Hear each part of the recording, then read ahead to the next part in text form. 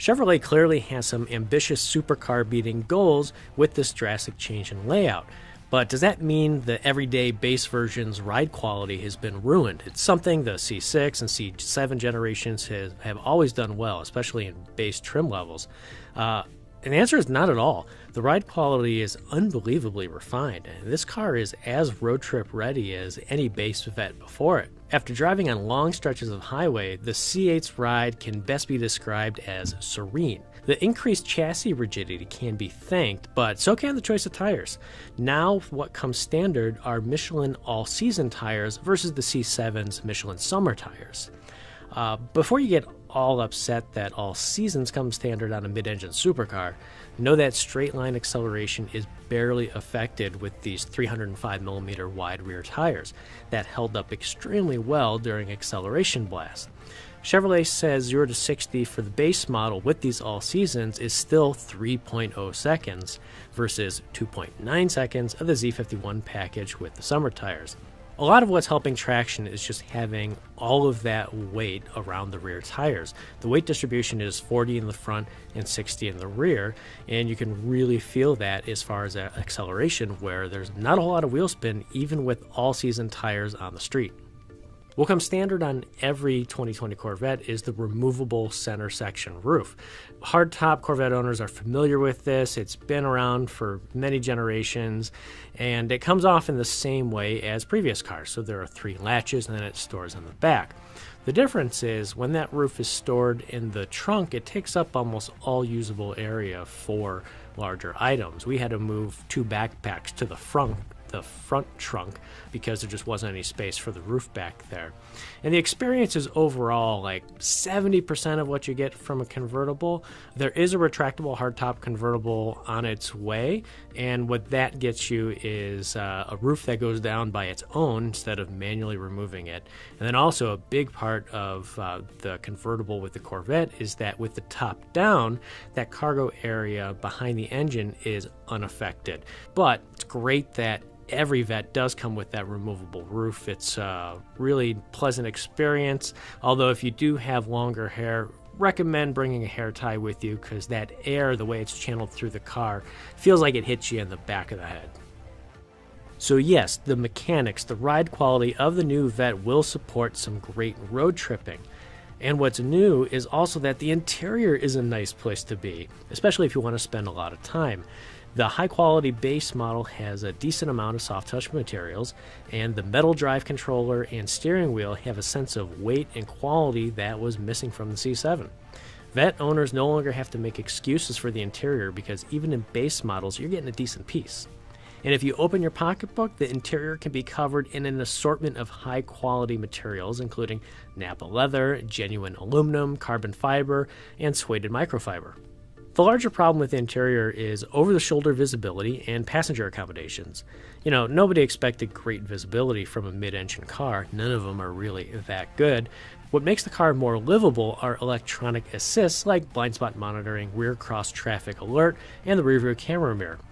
The bummer, though, is that none of those are included on the $60,000 car, not even as optional. You have to step up to the 2LT trim level, which starts at $67,000. The passenger space is also odd. Being the driver in the Vette is great with a driver-focused layout. All the controls and screens are within easy reach and view, and I love the view out the windshield and how the car wraps around you. On the passenger side, though, the tall center console ridge feels like a partition, and it's less inviting for passengers. I didn't really feel part of the experience when riding shotgun in the new Vette. Back to what you do get standard for $60,000, and that's this engine and transmission combo. The 490 horsepower 6.2-liter V8 and the 8-speed dual-clutch automatic transmission. Now, this dual-clutch transmission is a world-class transmission that pairs perfectly with the meaty 6.2-liter, and that is astonishing at the $60,000 starting price. Die-hard manual transmission fans, yes, there is no manual transmission, but if you like driving manual because of the directness and control that you had, know that the paddle shifters are extremely responsive, and it doesn't get much better than how fast these paddle shifters respond to inputs. Chevrolet says they've been able to get that responsiveness because the shifters are connected directly to the transmission control module rather than going through the rest of the vehicle control systems, which can create a lag. I preferred the directness of the manual mode on the street, but the automatic was the way to go on Z51 cars on the track, where the slightest throttle tip-in picks the perfect gear and rev-match downshifts are smooth and well chosen. I felt no need to try and outsmart the clearly smarter than me calibration in the Z51's track mode. On the slower autocross, though, I did prefer the manual mode because at slower speeds, 0 to 50 versus 30 to 120 on the track, the transmission did want to upshift when I wanted it to hold a gear. Now, I was driving pre-production cars and did experience some low-speed judder that, could be tuned out when the production cars are rolling off the line, but it wasn't as frequent as what I've experienced in a BMW M3 M4 with the DCT, and is more on par with the Porsche PDK transmission. All of my street driving was done in that base model 1LT $61,000 car that only had optional wheels and an optional battery package. At the same event, though, I was able to hop into a Z51, the Performance Package, that for $5,000 gets you a new suspension, summer tires, additional cooling, an electronically controlled limited slip diff, more downforce, and this standard performance exhaust that bumps up horsepower to 495. Now, tracking the Z51 really only whetted my appetite for the more aggressive versions that will surely come down the line. I didn't get fully familiar with the car after only a half dozen solar laps, but my initial reaction is that I just had to be more gingerly than I expected, using trail braking to help the front end turn versus just wheeling into a corner that you could with, some of the special editions of other Vettes like the Grand Sport or even on the Camaro 1LE. What was most impressive about driving the C8 on the track was really just how quickly it darts from corner to corner. It feels light on its feet and highly responsive. Back to the $60,000 car. Should you buy the $60,000 C8? The lack of visibility aids is my one hesitation from recommending a truly base model car because visibility is so poor. I relied on my passenger to scout out lane changes for me, and driving in the city was a really high-strung experience. Blind spot, rear cross traffic alert, and the rearview mirror camera help for sure. But you can only get those on the 2LT.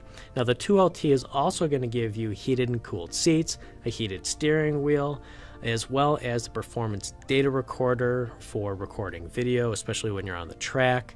And you also get a head-up display and upgraded stereo. Now, that 2LT costs $67,000, and you gotta buy the $1,200 optional performance exhaust.